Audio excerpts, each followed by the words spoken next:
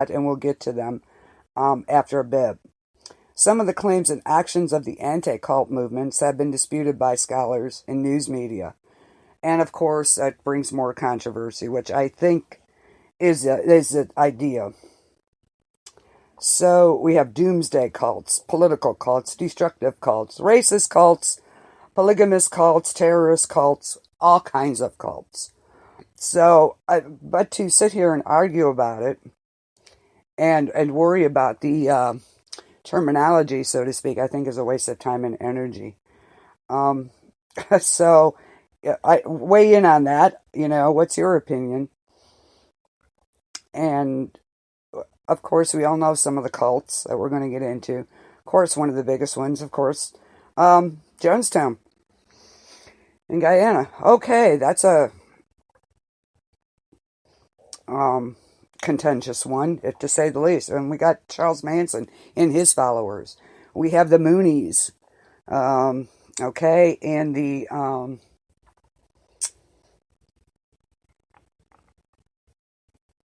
what's the other one? Gosh darn it, I'm looking for it, but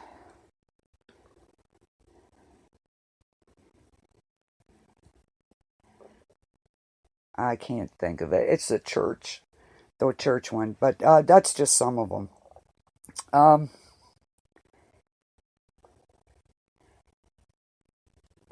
Cults. How do cults recruit? Why do people join? And how do they recruit these people? Hi, Stephen. How are you? Glad you could join us.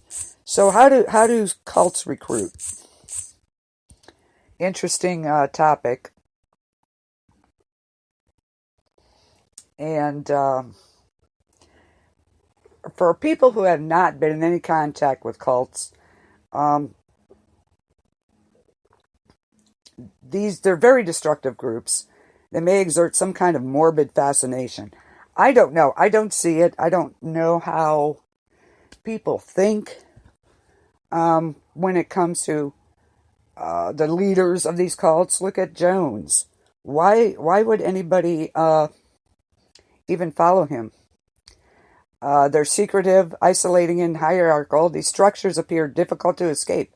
But how do they end up there to begin with? Despite years of research, they don't clearly understand the psychology of the victims and why they end up being trapped. What a surprise. I could have told you that easily. Men and women who join cults are often unaware of it till it's too late. And they're isolated from everyone they know. They become dependent on the group, which feels like they're the only safe place they can be. But also, paradoxically, like a source of a threat also. Like, okay, they feel threatened. If you leave, this is going to happen. From getting trapped into these groups, research will have to focus on two questions. Who is more likely to join, and how can people recognize they are being pulled in? Google it, people. A lot of times you can get a lot of information on groups. Don't take them at face value, please. One of the problems is there's no real consensus on whether cult victims have a typical profile, so to speak. There's failure to find a profile of a cult victim, despite many people looking for it. However, Margaret Singer, who is a prominent scholar, found that people in a normal life blip, such as a normal transition to or from a university, a job, a relationship, you're in and out, you're back and forth. They seem to be more at risk because it seems like they're looking for something in between there. Her insight is particularly interesting because she herself was part of a political cult in the U.S. years ago. And looking back, she says one of the push factors in the group was the fact she was experiencing some important changes in her life at the time. She had broken up with a boyfriend, she was an idealist, and she wanted to meet people who fought for social justice. Idealism also is a common characteristic shared by cult victims. They think they will make a difference to humanity, or they will best serve their God or the ideals within that certain group. And individuals who are recruited are often young adults in the middle or upper class. However, looking at draws people in only terms of personality or ideology would be it's too simple. They don't just join because of that. They go in for the feeling of worthiness.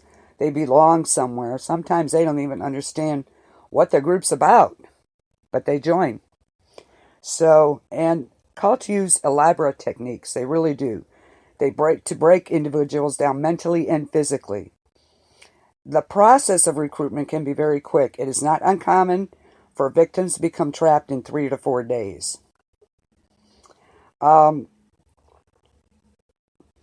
Some believe it is more useful to identify the recruitment tactics than to focus on why the victims join their psychological traits.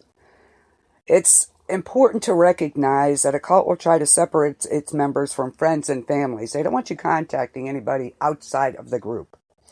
If a group or individual tries to isolate you from all your previous relationships, start worrying. No kidding. I mean, seriously, how could you? I don't understand, and I wish they did have more information on the mindset of the victims, because I don't understand how you could let them do that to you. I would never. I'd be like, yeah, no, I don't think so. See you later. A victim will go through a sudden change in their personality that is called snapping. After snapping, the person ceases to be who he or she was and becomes entirely consumed by the group. The group is everything. All they do then is not in their own interest, but the interest of the group, such as maybe farming. You have to work to earn your keep there, basically. All they do then is do that. But research a group. Don't take it at face value. You can, yep. You can Google it. I mean, yeah, that was not the case back, way back, but now you can. Don't take groups at face value, please. You can find out so much information. So, again, victims lucky enough to escape, the process of recovery can be long and hard for them. They have feelings of guilt, confusion, disorientation, and it can last for up to a year. They start raising awareness around them becomes a priority. The important thing is teaching how these organizations work, what is happening between members and the leader, and why people were successfully isolated. So,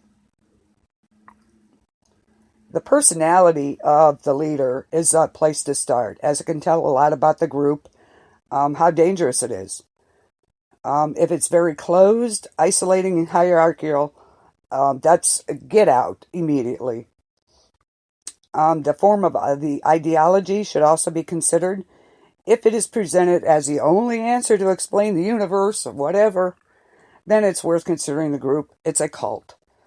The process of brainwashing is also typical. During this process, the leader sets up an environment where they say the only safe place is here. We will protect you. You're safe only here. But it could also be the source of a threat. They try to isolate you from all your family and everything. Start worrying immediately. But you shouldn't be in that position anyway. You can find out so much. It's I don't understand how you can fall for these people. You must be really desperately looking for an answer for something. I can't. Thank goodness I've never had to experience that. But if you're desperate looking for an answer, don't look there. There's 26 techniques used by cults for brainwashing. People can be taught to resist them, but they include hypnosis, peer pressure, restriction of privacy, verbal abuse, isolation, setting up diets and dress codes, things like that. Followers become highly dependent on the group. They are always acting in the interest of the cult, never in their own. If it's not good for the group, then it's not good for you. So that's kind of what a cult is.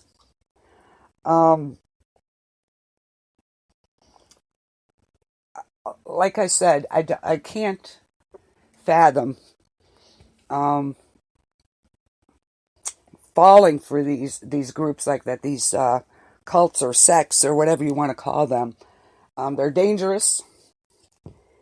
I can understand maybe somebody being maybe wanting to listen to a different idea. That's great, but don't fall for it. Research these people first before you do anything. Please weigh in on your thoughts on what cults do and how people fall for them, and how they get brainwashed. I mean, why would you let somebody do that to you? That it's for your own good. I think most of us know that it's not to be isolated from family and friends. So I have a real hard time with it as far as understanding.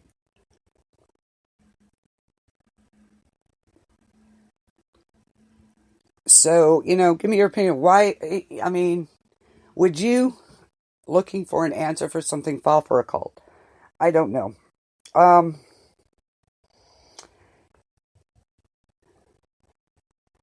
Any answers out there? Come on, guys.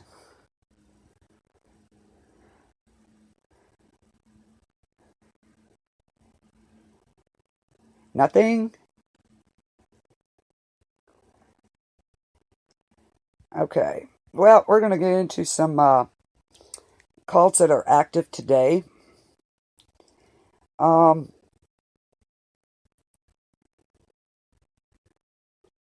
of them is called the Brethren. It is also known as, yeah, you don't even, I know that, Valerie. I understand that, but there's got to be a mindset there somewhere. I think if you, I don't know, are these people just too vulnerable? Maybe. Could you see yourself, Valerie, getting lured into a cult? Personally, I don't see you doing that, but is it possible? I don't know. What do you think? Lori, do you think you could be lured into a cult without knowing what's going on? I agree with that. You're not always aware of it. But as soon as somebody says, well, you can't, have contact with the outside world, that should be a clue to get out immediately. I mean, I guess because maybe we wouldn't do it. It is a little hard to understand how this happens.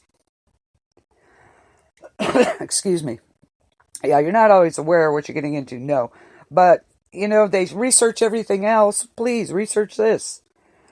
People research everything, but there are still cults out there. This one is called the Brethren. It's also known as the Body of Christ and Garbage Eaters. The Brethren are an apocalyptic offshoot of the 70s Jesus movement, and they give up worldly possessions and earthly pleasures to purify themselves for the coming of the end of the world. Brethren members essentially live as vagrants, doing odd jobs to survive and eating trash, avoiding bathing and medical treatment, and giving whatever money they do make to the group. They also forbid dancing and laughing until the return of Jesus. They bar members from communicating with family and forbid opposite-sex contact. Jim Roberts, the founder, died in December, leaving the future of these. It's a secretive cult, but it left it unclear. He died in December 2015. But as of then, it was very popular. We also have the fundamentalists, Latter-day Saints. It's an offshoot of the Mormonism. It's constantly in the news for all kinds of unsavory reasons. They openly embrace polygamy, which is a mainstream LDS outlawed a century ago. The group has anywhere from 6,000 to 10,000 members in rural Utah and Arizona. So there you go. At 10,000 members, that's a lot of people. And the group having almost total control of two small border towns in the two states. The Mormon splinter groups have been around a long time before this, but was incorporated in 91 by a group of men who had been excommunicated by the church. Gee, I can't imagine why they were. Think about this. They went through a range of leaders who all